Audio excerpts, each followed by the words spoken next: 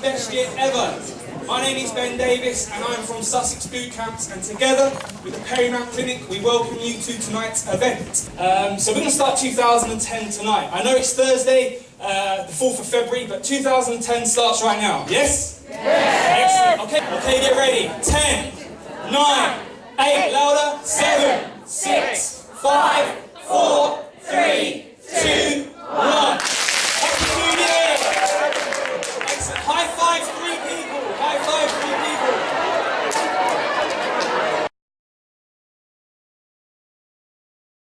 Yeah, we're ready. Please put your hands together for Joe Bareham.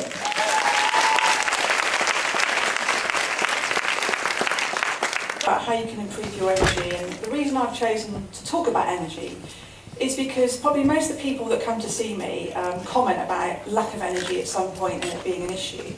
And it's one of the things that you can change quite significantly yourself by making simple, whether it be dietary changes or lifestyle changes, to improve how you feel. So that's my intention this evening.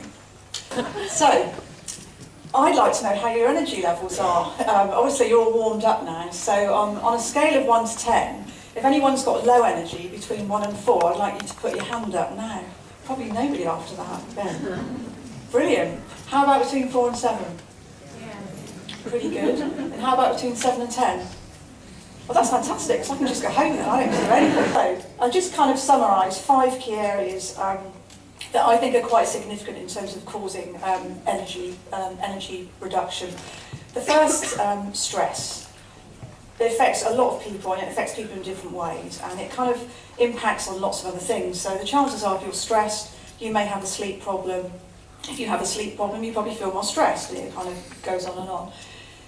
If you have both of those things, the chances are you probably don't eat very well, or you skip meals, or you're kind of eating on the run. And dehydration, you're probably thinking, what's dehydration got to do with energy? But actually, keeping yourself hydrated has a really big impact on energy, and we'll talk about that a little bit more as we go. Okay, I'm going to get straight into it. I've got quite a lot to get through. So I'm talking about body biotyping, which is a way of looking at our different shapes, and the individuality between us, and then trying to work on different ways of helping our health due to our individual characteristics. Okay, so show of hands. Yeah? Hand, who likes those? Is down to which hormone gland is dominant in you. You'll have a dominant gland and you may have a subdominant gland as well. And tonight we're going to try and pick your dominant gland and then give you some tips on how to individualise your diet according to your dominant gland. Through the day and stop the sugar levels going. Melissa, first on the planet, tall, elegant, again, highest protein type. Ross, rugby, weight gain all over.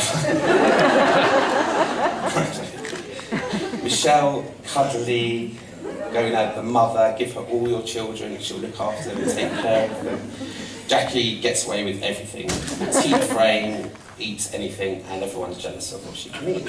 So here's my exercise to suit your needs. So you obviously see the pituitary and the thyroid up this end. They were walking more. Then you've got the adrenal rugby player, that explosive type sport, and then they may probably crash out and want to have a rest. The G-type, the gonad type, the motherly type, they want to exercise in groups. They want to do boot camp and natter, and not exercise. Hands up everyone. But before you do, just a reminder, the bar is open, but if you're a boot camper on tomorrow morning, it's not open for you.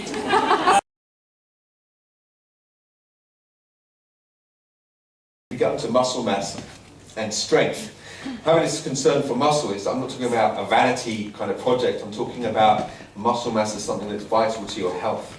And in terms of actually being anti-aging in some senses, because there has been this typical loss of muscle mass with age, and I'll get onto this in more detail, but this should not be your fear, and I know for a lot of women this is your fear, because if you're a man in the prime of your life and you're training to gain muscle and you're eating to gain muscle, it's very hard. If you're a woman and you're not really training to gain muscle, hardly any would be, and you're not eating to gain lots of muscle, and hardly any would be, then it's very, very, very difficult. And in my 12 years, I've never seen it happen. I've never seen somebody suddenly turn into this massive person that they didn't want to be. It just doesn't happen that way. Sometimes people put on a little muscle, and typically I think fat doesn't really contain very much sensory organs in it, whereas muscle does. So suddenly you're aware, I can feel more tissue there than I used to have. So this doesn't happen, but something, maybe an awareness of, oh, I can feel something there that didn't used to be there, is healthy, and I'll go into the reason. Take action, please take action. I encourage you. I think it adds so much to your life to take action and become fitter and healthier and see it as a lifetime project. Are you walking around having a near-life experience? You see people that probably aren't really getting too much out of their day-to-day life. Well, that's what I think of as a near-life experience. Don't be at risk of that. Instead, choose to live your life. Choose to have more life in your life every day. Experience more of it. That's where I said, get in your body and feel what's going on and have this relationship. Remove. I've been told he's a bit shy. He's timid and he doesn't really like speaking in front of large crowds. So basically he's just brought a DVD along and we're going to watch it for 20 minutes.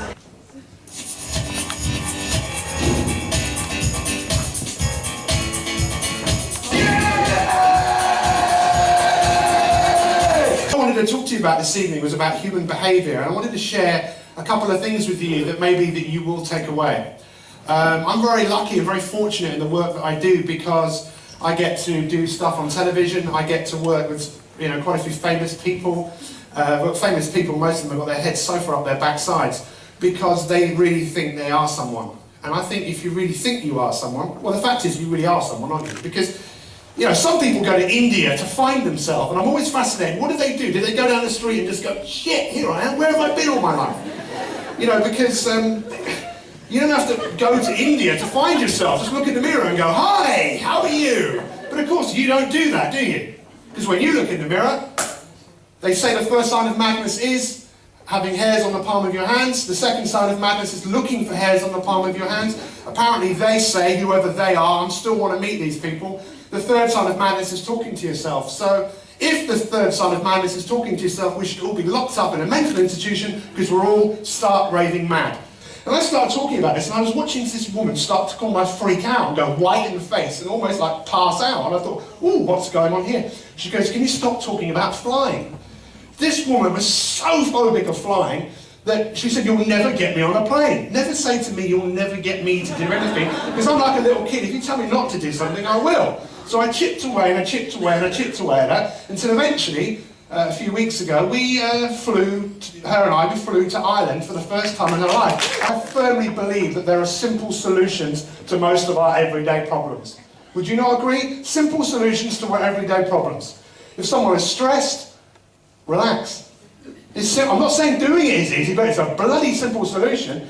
There's an amazing lady who I know some of you might have met, Diane Stevenson. She lost 12 stone on my weight loss program. 12 stone, ladies and gentlemen. And this lady here lost 12 stone with a gastric band. That gastric band cost the taxpayer £10,000. Okay, now, I don't know what her situation is, but the fact is, that's a very complicated solution to a very simple problem. Because someone is overweight, a very simple solution is eat less and move more. It's a bloody simple, I'm not saying doing it is easy, I'm not saying that, but it's a simple solution.